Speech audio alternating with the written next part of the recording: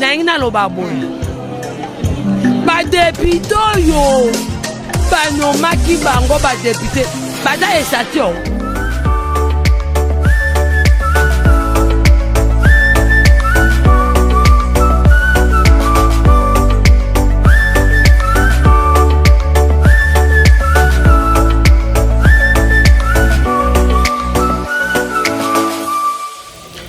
Mbote na bandeko oyo yangai bandeko balandi ya manaka oyo bakongomani balela mingi loba pona mboka kimia ya nkolo Yesu ezwama na mabota na bino boye malamu na etanoine na bino ya RTV et toujours avec votre humble serviteur Fading Bona Mukendi na kati ya loba pona mboka matondo mingi na bandeko ya équipe technique na musala malamu bako sala Tiboko mona biso kitoko mingi penza boye parce que ba héros dans l'ombre bazali sima ya bilili bango bako sala ete biso tozala kitoko makasi na pesi longonya mingi na directeur technique Marlon Muchele na équipe ne mobimba ba ingénieur tout ya RTV na pesi bango longonya pe matono mingi merci na bino balandi ba fidèle téléspectateur bino tout bona biso partout tozali na internet tozali na Blue Star tozali na TNT tozali na Star Times ba na biso partout tozora ba message na bino na WhatsApp ne na sabino ki émission na biso eza en direct le ba pona moka ezali émission proche du peuple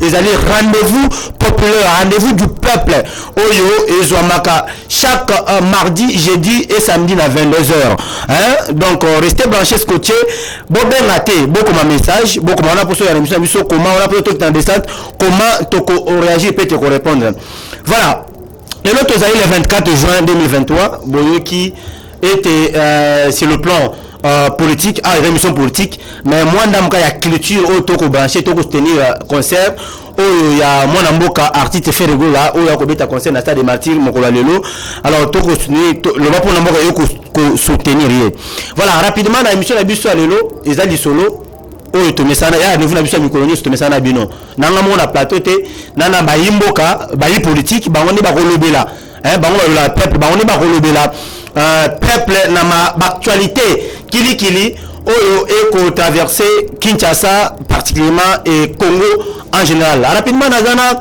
nako yamba mona mboka Laurent Muchi wazali cadre ya LGT beaucoup découvrir na manaka na biso na pesier mote pe boye malamu na manaka na biso lopo na mboka mona mboka Laurent Muchi mbote ndeko journaliste Fading merci na kuyamba ngai na chaîne na bino na remercier Nzambe parce que c'est la première fois que ça sorti médiatique na ngai et na très reconnaissant na chaîne na bino pe na équipe technique mobimba merci beaucoup en tout cas otamoli malamu koko mana émission na biso ko ba motage to na Kinshasa quand même comme bien bon effectivement ba motage ezali mais lelo franchement que Nzamba sali grâce na komi quand même malamu motage la kité merci mon amboka Laurent merci aux uns le bienvenu hein mbene peu moi souffle to resoula makambo eza tellement ebele na loba pona mboka loba to ba que l'intérêt du Congo passe avant toute chose ezali pambate olongwe balki ba mouteage okomi na tango penze sengel na babutu alelo ba 22h awa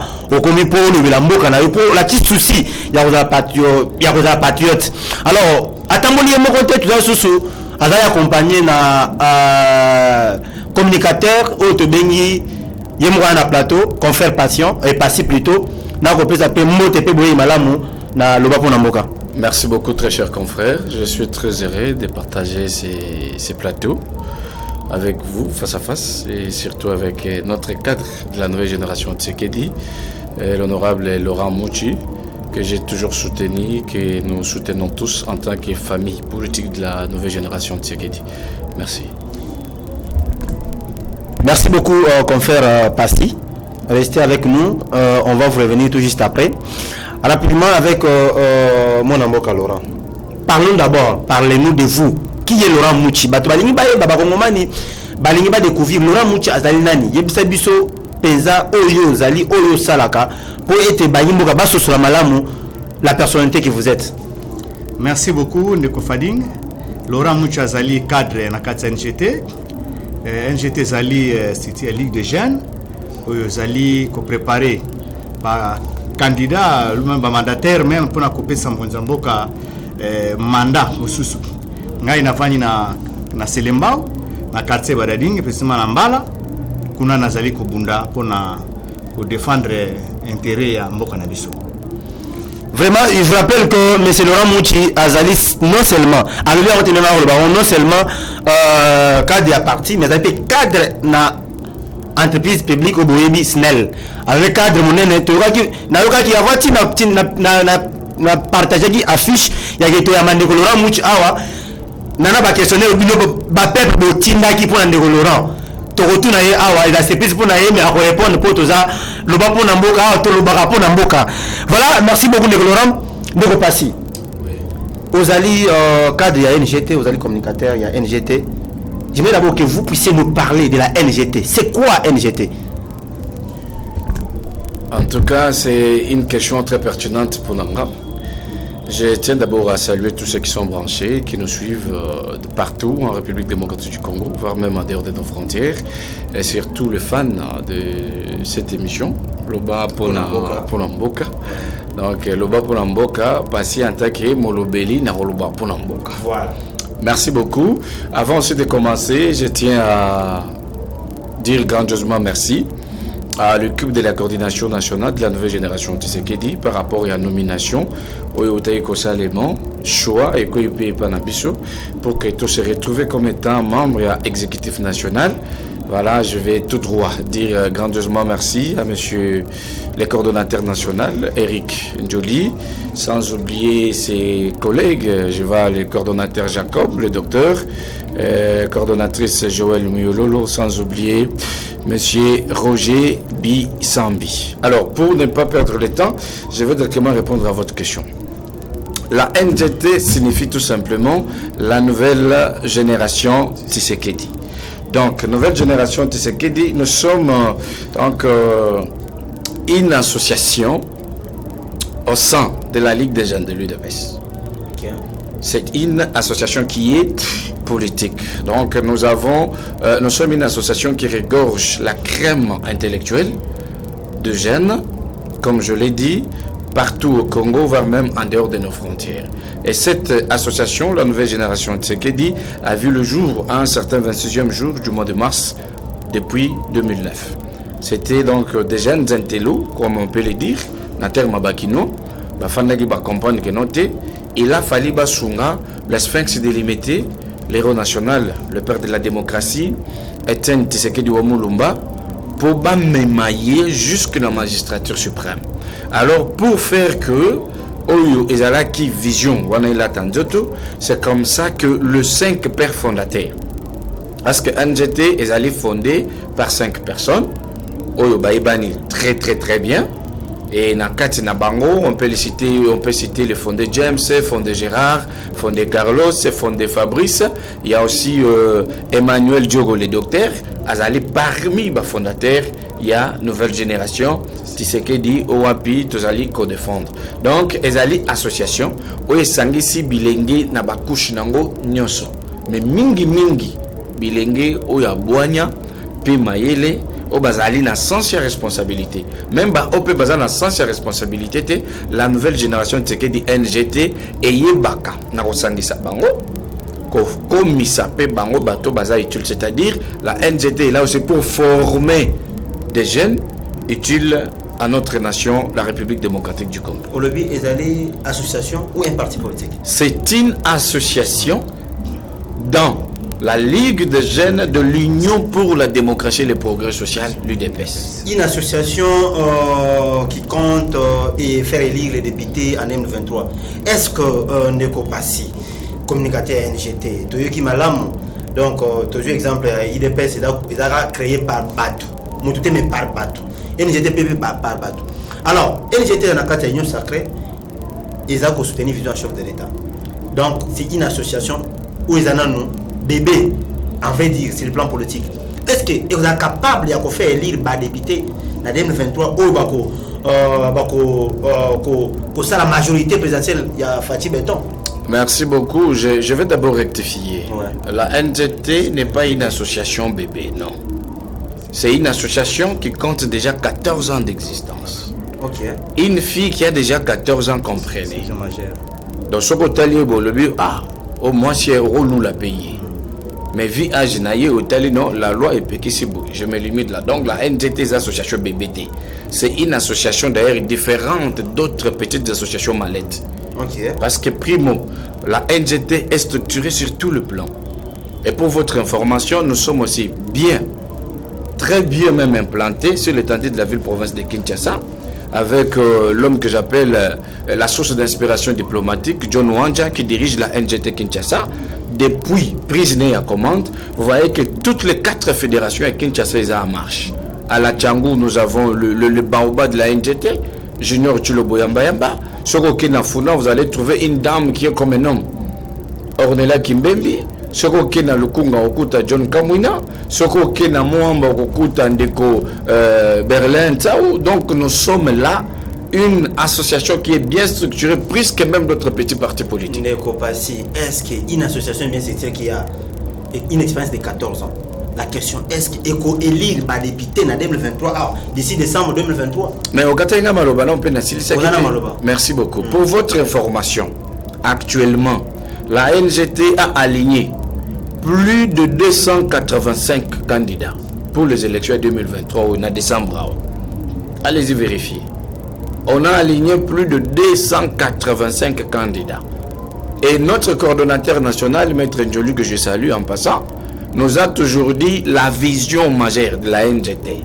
C'est de faire à ce que le président de la République, Fachi Betom Kwantombolo Momaïwa Kanyinda, puisse avoir un zéro mandat, de qu'on puisse l'aider à avoir une majorité homogène. Cette majorité-là ne sera pas fabriquée. Ça sera une majorité faite avec le cadre de la nouvelle génération. Tu sais qu'elle dit. Entre autres, je suis en train de voir Ornella Kimbembi, je vois Junior Chilobo qui vont postuler sur le plan national, je vois Théodore Kapinga, je vois Lester Fataki et les autres. Donc nous sommes là. Il y a certaines associations ou partis politiques où il y a 4 années au 2023. Ouais. Mais il s'est dit déjà prêt à aller aux élections. Est-ce que la NGT pèse au sein de l'Union sacrée? Aligner plus de 287 candidats, ce n'est pas un problème. Mais le problème est-ce que dans l'Union sacrée, avec toutes les partis politiques autour du monde, est-ce que NGT, ils ont pesé au sein de l'Union sacrée? Est-ce que aligner 287, c'est bien? Ils sont capables d'élire? La question la revient toujours à M. Passy. Merci beaucoup, très cher confrère. Je vais vous dire une chose. Au moins, on a Zamba. Ouais. Moi, na Lyon. Ataza bébé. Landanga bien. Au moins, Banyama, on a mon chouchou bazarape dans Zamba. Babanga a toujours moi na Lyon. La NGT, j'aime souvent l'appeler le premier lionceau de la Lyon. En République démocratique du Congo et en Afrique centrale, il n'y a pas un parti politique bien structuré plus que l'UDPS. Il n'y a pas un parti politique qui peut militer. S'il vous plaît, okay. Un parti politique qui peut lutter et avoir le pouvoir. Alors quand je dis que la NGT c'est le premier lionceau de la Lyon, donc Azamon a les bossos à Lyon, au moins Banyamana Moussous même temps pour la Union sacrée, Bayebi force ya NGT parce que Bayebi Azamon a les bossos ya IDPS. Toza na poa ya kosakanate ya danze parce que à titre exemple mon kana opesa ocho lo bazamba parti politique e botami ka lelo alobi kazo ke élection eza bongote la neti beba botami lelo linga tambola la neti beba botami lelo linga ya kwanga, c'est impossible. Mais quand nous comptons déjà 14 ans d'existence, il y a même des partis politiques qui ne comptent pas 3 ans, même pas 14 ans, mais nous comptons déjà 14 ans, c'est-à-dire nous avons une certaine maturité politique et nous pesons dans la Union sacrée. Merci beaucoup de Kopassi. Merci beaucoup. Pour la Ningisa, Ningisa, mais toi toujours là, le président Laurent Mouchi, Neko Laurent Mouchi. Vous allez cadre, il y a NGT, vous allez Monobeli, il y a Bana Selembao. Alors, il y a Bissabisonano. Vision Nini, Oyo, cette nouvelle génération tchisekédiste, ils allaient promettre pour la jeunesse congolaise en général. Ils allaient nouvelle génération tchisekédiste. Yangope et Nini Yango, ils allaient promettre pour la jeunesse. Merci beaucoup. D'abord, les nouvelles générations Tshisekedi, c'était mais Tshisekedi. Les nouvelles générations Tshisekedi. Voilà, c'est pas ce qui existe. Ah, ok. Tshisekedi, voilà. Ok. Voilà, donc NGT, Ezali wana ndenge de Kolobi, Eza bébé, Temaza Mokolo. Pourquoi Eza Mokolo? Parce que sur tel NGT Lelo, Eza déjà pas mandataire. Na minute na gouvernement autosali, Eza déjà pas mandataire. C'est-à-dire, Ebani. Eza sous cicatrice, donc Eza Kala. Pour ceux qui déjà maman, il y a des gens qui font 14 ans, mais ceux qui déjà moi ça c'est abouti. Donc comme déjà maman. Fait déjà l'aventure va mandataire dans l'entreprise déjà à l'État. C'est déjà mon colo. Donc c'est ça la vision. Donc entre autres mandataires, que préparer dans mon conscience les grands éléphants, mais c'est Cordon Joli. Ok. Azo Bunda pour nous jeter mon autre comme les autres mamba libosto na média. Pour nous collaborer avec NGT maintenant ils en avis mususu. NGT en avis mususu. Oui. Pourquoi des nominations à tout moment depuis 2021 et 2023? Vous savez, il y a eu combien de NGT Boyebi? Il y a eu combien de nominations à la tête et à la coordination nationale? Oui. Pourquoi ça? Donc Tissikoyo 14 ans d'existence n'est pas passé à autour de donc Batouyassi a comme maintenir une année 2 ans à la tête nationale et Azate. Parce que j'ai vu plusieurs nominations à la tête, il y a coordination nationale à NGT. C'est-à-dire quoi? Effectivement, même les loyaux, Moutounioso à l'eau n'a pas bouca. Même moi, si ceux qui attendent au balai n'a pas mais ceux qui ont fait que moi, ils athées, ils ont voté, ou c'est pas c'est-à-dire, tant que changement sans pas céder à quelque chose. Il y a eu peut-être moi, barrière les alaki na gestion de sous. Il y a moi peut-être NGT, ils ont commandé la fermeté, mais pour le moment, Oyo, Bazan à tête, il y a NGT, Baosa la NGT, les lots, ils ont un père sous. Donc, Tozawana, NGT Ezali, ils ont vie, ils ont bonne vie, ils ont bonne santé. À travers le cadre, Oyo va se combiner dans les lots. Tozana coach, le secrétaire général, le docteur François. Oyo aza secrétaire général Nabiso, on a Pessimbote vraiment Makasi, Oazo Bundape pour NGT. Donc, ba cadre et de PES. Oyo NGT Azo ça pour la jeunesse à lobby, aligné à niveau national tant que professeur comme député, pour te PES à Mokonzamoka, majorité, na mandat Oyo Zali Koya. Donc, mission Ezali à Mowana. Excusez pour aussi ajouter, parce que dans le des oiseaux posés toujours à lobby, ma nomination est belée. Pour votre information, depuis 2021, après le départ du coordonnateur honoraire Junior Mata Melanga, qui fut vice-ministre des Finances dans le gouvernement Ilung Kamba, il y a eu une équipe mise en place où il y a l'intérim. Vous voyez? Et pour le moment, vu les engins politiques de l'heure, il n'y a pas eu autre nomination. On a juste maintenant restauré. Vous voyez? L'équipe qui a été mise en place par rapport à jouer intérim, de réadapter en gros, et ils ont continué au Moussalana. Ok, merci beaucoup Ndeko Patient, Ndeko Passi plutôt, pour moi éclaircissement, on a Ndeko Loan, tous en toujours. Alors, Ozali, candidat député provincial dans la ville province de Kinshasa, précisément dans Selembao, gestion de la ville province de Kinshasa. Tout comme on a le acharnement entre les deux grandes personnalités. Ndeko Jantini Ngobila na Ndeko Godem Poi. Yo étant que fitir au côté na parlement provincial au côté dossier oyo ezatiko yo entre Ndeko Ngobila na Ndeko Poi. Point de vue na yo ezanine sur cette histoire. Merci beaucoup pour la question. Franchement, na cotivement na moboko ya dossier wana parce que na landi vraiment acharnement na bangote. Mais sauf que bloc on a pour na raison na bayi politique na biso bazo na biso na distraction. Tala l'olenge ya point na bango kota na ba conflit bloc wana vraiment ça ne paye pas. Mboka zo luka yi développer. Kwa mboka na biso na vision mususu. Bino bokota na ba acharnement. Baneke toza menacé na libanda ba bitumba ba guerre parce que ba génocide bino ba contribution potana. Pour va porter nini.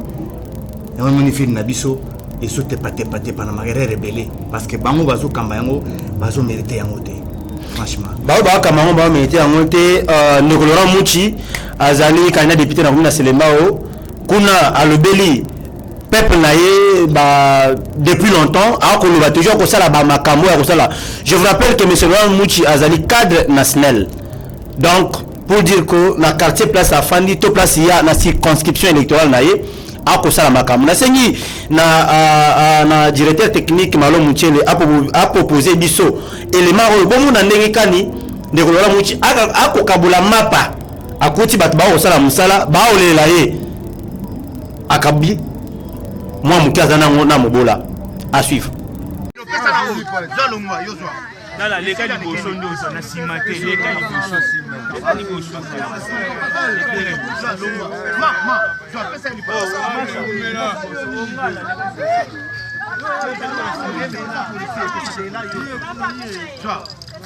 allez c'est que Léo soit déjà non non joue yo peut signer le bois yo ça qui na sima ma vous peut ça ma on n'y pas peut ça non, la super.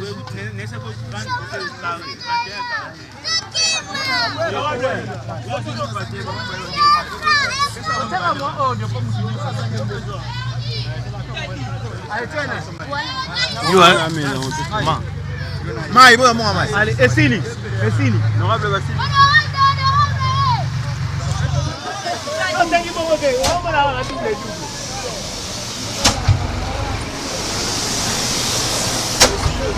Ozala ki wa payer retard. Mais faut soit.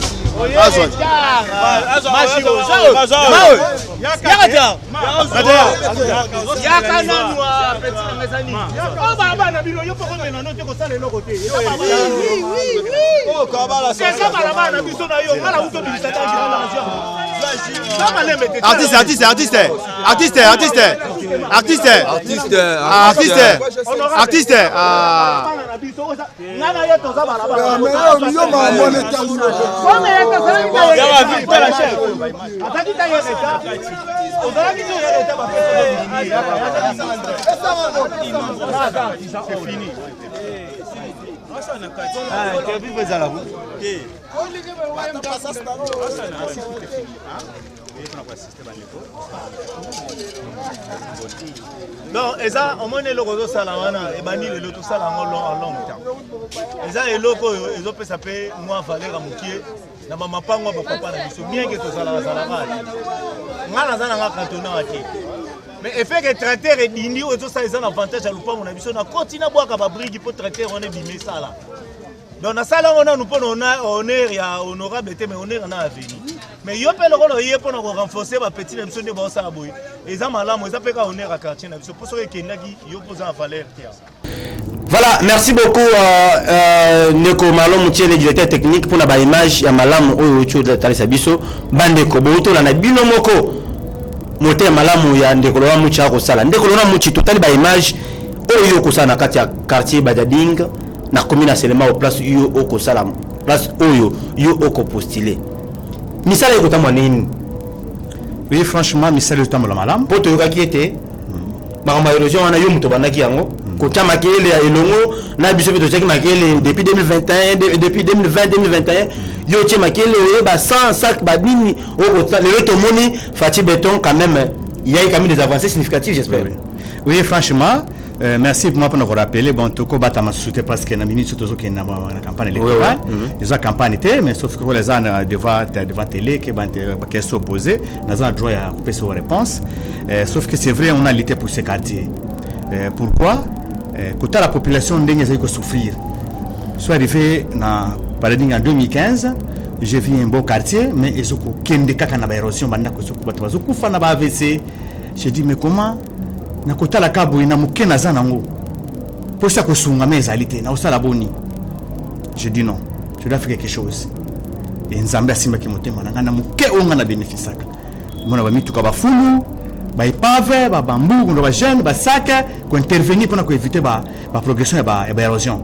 Moi on a pris du temps avec ça, on a beaucoup dépensé. On a fait beaucoup de démarches au niveau des villes, en de comment quand ça qui naïe fallait pas ça la biso mais à ça longwa. To mena ba démarche en tête de ville à plusieurs reprises tout le cas audience tout le monde mkonza ya ville Kinshasa, on n'a jamais été réussi. Pour nous quand même ba inondiswana pour nous intervenir de façon que nous éviter progression ya érosion on n'a jamais été réussi.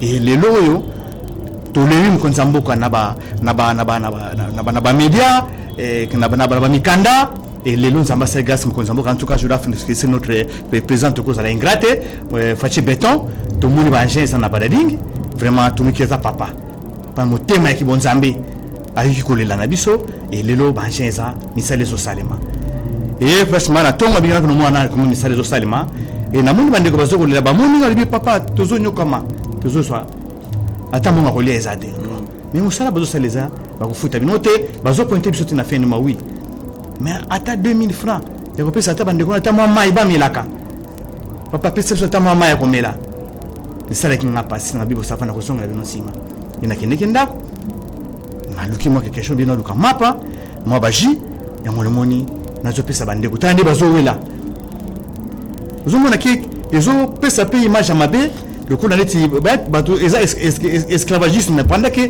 mbongo ezali pour pas gérer bateau na malamu pas personne basa misala makasi mais bazo li habité or que yamozo occasionner pe vol parce que moto asala malamu te ateka nini ateka loko yo azo sala musala poseni abika nango o ezali mabe donc on est là pour nous soutenir vision chef de l'état donc tâche nanga ezali par nanga te petit candidat donc toujours que pesa déjà sens il y a son rôle il y a un député en tant que un élu na kati ya quartier na isoti ya secteur na c'est vraiment ça alors mutuna moko yelinga wa na bato ba on a biso en direct ba lobi ete tuna ndeko Laurent Muti biso to le laye fort na oya ko sala mais polémique na kati ya quartier pourquoi pas c'est bois ba candidat député provincial et bien la circonscription moko bato ba ko reconnaître que ndeko Laurent Muti abanaki makambo érosion oyo mais to moyo susu ndeko Anis Makutano ye aye à l'obéité c'est grâce à lui que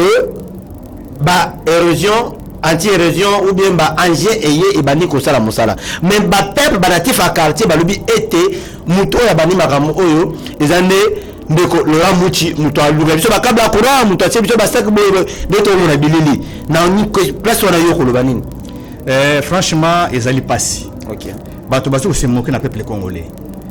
Peuple congolais, je vous dis mon frère, bah conscience n'a pas comme ça là. Bah politique bah comme ça là bah aventure et les lots peuple congolais ko kanga ba na kingo. On a ko benga na ba c'est bon que non bazan na courage ko lo n'importe quoi devant ba média pendant que les camo yo salité. Mais peuple la zomona. Peuple ça zo baté zomona. Là place to route na place to comme les lo bayibi. Papa les lo to yibi so non so que non entreprise to les lo l'état monsieur fonctionnaire l'administration.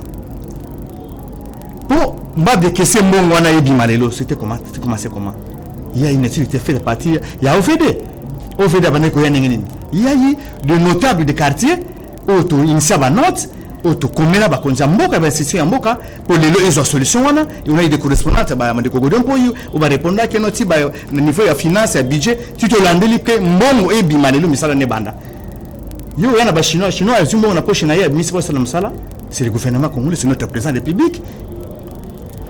Pour y avoir c'est l'OVD puis c'est marché na grec 7 à Costa mais avant il y a mutu moko ta yaki na quartier alors que non on a juste la bouée on a suivi pour la lobby ben rejoindre seulement une personne mais moi je promettais déjà les gens que non c'était ce comme boy de choses en finance boy comme boy na budget boy ti ndenge mbongo mbala zaki programmé même si on ndenge mbala ya mbongo mbala ndenge zaki programmé mbala na chikapa. OK. Mais si parti voir le directeur technique ya OVD. Ba yambinga ba non. Ba bengi ba finance et joue à solo la nae ya ibakite. Que ngana saki pena téléphone nanga peut-être en connexion audio peut-être dans les médias mais a benga une situation mbala est-ce que mbala za programmé na paiement peut être un notable où il a suivi ya dossier mbala qui le confirme réellement mbala est programmé dans les paiements. OK. Et suis venu na opé sa réponse na population parce que ba tout le dossier comme le niveau nini. Il y a bien ça bateau place tête rejoindre ceux qui ne savent les autres aliments de place de bien la population pour que ça bango ya noké mbongo ya mbala ils déjà programmé que bientôt la misale sanini ezobanda na ndenge misale ezobanda si ba chinois bazoya na bato felinga na zana bango donc bato tu ça la aventure peuple congolais c'est afungwami donc ceux qui bazo kansake ndenge bazo ko zo bango ndenge na polio meza subongote on est là biso na NGT pour na zone maintenant que nous NGT za na ba cadre moko très efficace entre autres Laurent Muti na kati au lobby to promettre to lobby to pesa makasi na biso na konzamboka poto la kisake bango ba sur la politique moko ya mabe Merci beaucoup. Laurent Mouchi toza toujours na Kinshasa. Tobimi libanda te ozali candidat député na kati ya ville province ya Kinshasa. Le lot ko vivre génocide à la porte de la ville de province de Kinshasa. Auto komona ba milice mobondo ba okata milice donc ba yakana bateke en tout cas vice versa. Yo étant que leader au compte à parler du peuple to parler à l'Assemblée provinciale il y avait pour le Kinshasa en 2020 après 2023. Alors nini yoko mtanisa minisana yo na makam actuellement parce qu'il y a des victimes ngana kitaki na cadre ya ONG RAC to kinaki kotala ba victime en tout cas ko supporter te yo za leader point de vue les années ba rebelle wana milice rebondwana qui est derrière tout ça et pourquoi en plein en 20e siècle et puis na kati capitale politique ya mboka na biso. Vraiment merci pour d'abord zali mawa komona mutu koboma muninga na yo mutu, ça c'est un animal. Et nous swana bazo bundisane peuple congolais te bazo bundisane mokonzi mboka pona ko tout fait mandat na ye mais asa capable ya ko buka ba esprit nous swana polobi qui ne balani ba bundisa mokonzi mboka, ce sont des ennemis des Congolais. Mais ennemis à Congolais za Congolais ka yemo. Oui mais yemo Congolais ba yebani na ko kotanga ba komba bato awa te. Baïbani bangusika bazali baïbi. Mais bino batu beaucoup sur les chef de l'État, faut bosser chef de l'État, consommer chef de l'État a instauré l'état des droits et puis il y a la liberté d'expression qui est garantie. Donc ce que moni mabe il faut qu'on dénonce. De Laurent Mouchi. Tozo ngela yo rapidement tokena ne pas ndeko passer en attendant yo au bena moi souffle.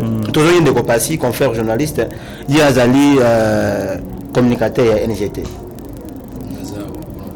Oza pona koloba voilà ndeko passer micro toko tala makambo ekoleka awa bato ba bango arrestation arbitraire otomoni Ndiongo Frank avant banyata Ndiongo Frank banyataki Kalonda Escadela le même infraction to même faute au je sali ki ba interpeller to ba arrêter no Kalonda yango pe ndeko Ndiongo a se retrouver na kati bato ba beza arrestation arbitraire c'est que d'abord le bas que c'est d'abord le bas que ngai ceux qui ont du pouvoir na okanga ba kasho ba ne na okanga bo na osabo et le c'est que là au pouvoir le même makamu ya bando le bato moni susu ba okanga bato arbitrairement de kopasi aux communicateurs point de vue les années na makamu oyo zana bongisano pena chapeau bato ba otala ba monanga bena bien.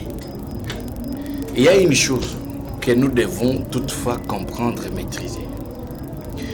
Arrestation, il y a Salomon Kalonda. Il y a mon amboka Frank Ndiongo. Et ali arrestation arbitraire.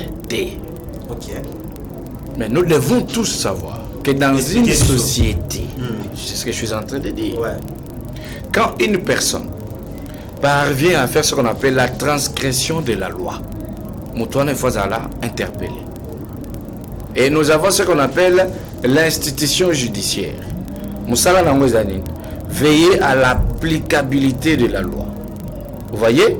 Et interpeller ceux-là qui transgressent quoi? La loi. Alors les deux sont interpellés parce qu'ils ont transgressé la loi. Est-ce que voyez-vous cela? Ouais. Kalonda, qui est-il pour une arme? Et quand on interpelle, vous dites que ça c'est une arrestation arbitraire. Ce n'est pas une arrestation arbitraire, vous le dites. Les opacitaux qui sont ensemble. Au lobby était, Kalonda, il est qui? Pour avoir une détention d'armes, il faut avoir une autorisation. Effectivement. Kalonda, qui n'a pas arme,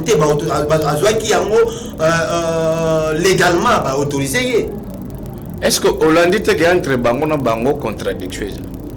Au lieu que version moko bimi ya kia mon ezaki ya yete ezaki ya moko ya bagarre de ya baswa disant leader bazaki na bango information na nazo pesa yote nazo tuna yonde malgré awa mituna ya yo malgré awa mituna yo pesa information ngana autonomie malgré awa mituna ya yo yo yoka kite que contradiction les entre bango et ce que yoka kite landela les mais c'est ça landela les sous pour comprendre que ba se contredire bango na bango et comme yo arme ezaki ya yete ezaki ya moko ya bagarre ya soi disant leader bazaki na bango voilà bon ce qui arme ezaki ya soi disant garde ya leader landanga bien. Une fois moto azali habilité, azana autorisation azana arme. Au moins que arme non ne bungi osani. Ça la plainte contre inconnu. Est-ce que vous voyez? Est-ce que basala qui a moto pété? Ceux qui basala qui a moto par mon bami yabi. Alors, un tel monsieur quand il est interpellé par les institutions compétentes, Yamakambouana, vous dites qu'ils ont arrestation arbitraire. Mais non, je répète encore, dans une société, quand il y a transgression de la loi, c'est lui-là ou celle-là est censé être interpellé. Il n'y a pas d'arrestation arbitraire. Donc, même Canadion. Mais c'est la même chose, il a été interpellé. Où est le problème? Pour votre information, toujours dans ces régions, vous oubliez qu'il y a des proches du chef de l'État qui ont été interpellés. Et là, vous allez encore me dire que c'était l'arrestation arbitraire. Non, mais s'il vous plaît, Etienne Longondo, s'il vous plaît, Etienne Longondo, ancien ministre de la Santé, à ça qui interpelle. Oui, mais c'était pour une vérification. Effectivement, même au pays de vérification. Parce que quand on interpelle quelqu'un, est-ce qu'on va juger le bien coupable? Tu ne peux pas condamner. Bah interpeller, bah ça la enquête. Bah Congolais bas en kimia. Tu vas au Bunda pour état de droit. Écoutez, Etienne Longondo était interpellé, vrai ou faux? Ouais. Vidé Tumanga interpellé, vrai ou faux? Même Vital Kamera a coûté procès, s'il vous plaît, procès, les équipes publiques. Ouais, ils ont été tout. Et alors, interpellé. DG Asnel Aou, s'il vous plaît. DG Asnel Aou. Yo, l'anda qui était kuna na parlement. Mais il a été déçu par les parlementaires, non? C'est-à-dire, quand il y a, l'anda, quand on trouve qu'il y a une infraction commise, vous êtes censé être interpellé. Et c'est ça, quand vous dites que nous devons laisser la justice faire son travail, et quand la justice maintenant se met en mouvement, vous commencez des chantages. Mais non, laissons la justice faire son travail. S'ils sont innocents, parce qu'ils sont là, ils vont interpeller. Toute la justice, c'est ça, point barre. Voilà, on nous signale déjà que nous sommes presque à la fin. Il y a une émission à Bisso. Toujours par exemple, nous avons un peu ça de Laurent. On nous parle de l'opposition. Le but, c'est qu'il dit Azolinga a failli la lobby à une élection, aligner des candidats à tous les niveaux. Pourquoi? Parce que c'est qu'il dit aligner tricher, aligner tout les mis dans un fichier électoral. Je vais d'ailleurs vous dire une chose. Je peux aussi citer. Écoutez, depuis l'élection de Ucholeka, qu'est-ce que Moto Binombo Tangawana a payé ça comme exemple au bateau de Hollande? Machine à voter et à la veille après dans la vie il faut apprendre à être sérieux, savoir aussi bien poursuivre ses objectifs. La satisfaction est toujours n'a pas effort fournir. Vous devez savoir fournir les efforts. Il y a lobby aux la satisfait dans ma. Si le monsieur vous comprendre qui tu sais que c'est un démocrate. Tshisekedi a instauré l'état des droits dans ce pays. Tshisekedi a fait ce qui est la liberté d'expression. Et jusqu'à présent, toujours qu'il n'y a pas de démocratique qui n'a élection. Élection vous allez. Quand il y a les beaux aux chantage. Élection vous allez. Et enrôlement vous allez. Tu s'enrôler. Calendrier électoral les allez. Sur un au nous sommes prêts pour aller aux élections. La nouvelle génération Tshisekedi, via son coordonnateur national, Maître Eric Ndjoli, et ses collègues, le docteur Jacob, Joël Moyololo, Roger Bissambi, nous sommes déjà préparés. Nous sommes prêts pour aller aux élections. Preuve Yangoyo Laurent Mouchela, candidat dans la province, ville-province, il y a Kinshasa, précisément dans Selemba. Nous sommes tous prêts pour une élection. Point barre. Voilà, merci beaucoup, Neuropassi. Quand il y a LGT à lobby, ils sont prêts pour les élections. À lobby ou à lobby. Ça n'engage que lui. Alors, M. Laurent Mouchi, nous sommes presque à la fin de l'émission Abisso. Alors, au côté Palais du Peuple, toute assemblée provinciale à Kinshasa, après l'élection il y a 2023, en décembre 2023, au côté. Nini yo so koti na kwa na okoti pour élaborer on continue monter moi na mkem ko zwa o sala ba action pour la peuple na yo tant on komi okoti ozi ba palisa lo ba mususu wana atone mu Congo ba viana la lokola nyau vie wana la lokola nyau ye a détourner les peuples nini yo ko sala peuple no so koti na ngwende wana ndeko Laurent Mouchi. Merci beaucoup. D'ailleurs na sala mo nettoyage muke. OK. Il y a le Colombie pour na SNEL. Nazo féliciter ndeko DG Nabiso Fabrice Tusinde, des retours, qu'on réhabilité. Oh, des retours. Des retours par rapport au lobby, c'est-à-dire, l'état des droits Ezali. Ok. Donc, c'est-à-dire, on va beaucoup pembe. Bon, il a une arrestation arbitraire. Il va interpeller qui est. Mais si vous avez dit, c'est pas tel, on a notre moto, il y a un numéro 1 national, la zone. Ok. Et puis, c'est une mot, félicitations. Il va reconduire les lots, entreprise. Et puis, il a assez de surprise. Il va déjà il va s'arrêter. À Saline, à la paiement, la chité, tout le monde. La minute au paiement, déjà, les gens ne pas se foutre. Donc, il y a même qui avant les 25, les gens sont payés. Ok. On va combattre les 5, les 12. Donc, il y a un paiement dans le salaire. Les gens commencent à pleurer et de son retour, c'est Dieu. Mais un courant n'a pas de tous en gars là-bas. Non.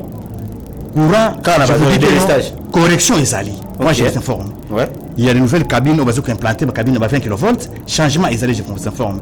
Nouveau poste où il y a Kinsuka. Bientôt, la Sukuba. Tiens, un service au commande qui non. Changement Ezali. En ce moment, nous comptons qu'il y a des choses où il y a des banques qui ont des moussala, il y a des postes où il y a presque vers la fin. Pour les alimenter. Au moment où parti où c'est Kinshasa, qui n'est que ça là. Donc, c'est-à-dire, même pas 100%, même à 80%, c'est-à-dire correction des alliés. Ok. Voilà. Pour l'Assemblée provinciale, alors, Laurent Mouchiasa, l'homme du terrain. Ok. C'est très fort. Je ne crains personne d'abord. Vous dites que non, tout le monde, je vais les abattre. Rapidement, on peut appeler message n'a pas tout à émission. Parce que, parce que tout le monde a fouillé les quartiers. Qui m'a bangonos? Lui va parler ça, il n'a pas parlé ça de temps. Attends, on a fait le sacrifice pour aider la population. Moi, je serai là. Il y a beaucoup de choses à faire. L'État ne permet pas. Prochainement, tu vas attendre autant de coca. Tu sais, on est quartier, c'est le mal, se souffre encore.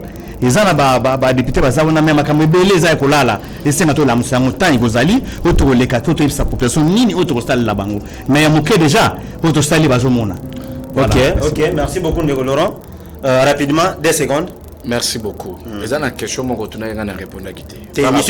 Prochainement. Par rapport à sortie, il y a Joseph Kabila concernant. Oui, mais je vais juste dire ceci.